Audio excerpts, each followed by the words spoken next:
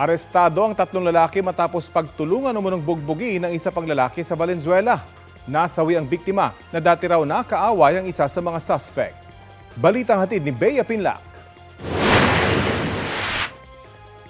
Hindi na nakapagdiwang ng Pasko ang 34 anyos na lalaking yan matapos bugbugin, hatawin sa ulo ng martilyo at saksakin ng mga kapitbahay ng kapatid niya sa Barangay Lingunan, Valenzuela City.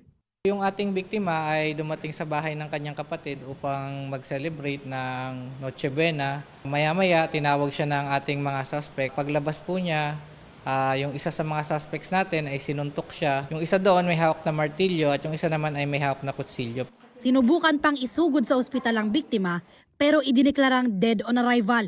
Ilang minuto bago sumapit ang Pasko, naaresto ang 3 suspect. Lahat po sila, ang ating mga suspect ay positive po sa alcoholic breath examination.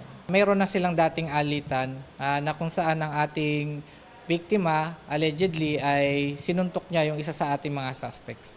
Reklamong murder ang isinampa laban sa mga suspect na sa kulungan na ng Valenzuela Police nagpasko.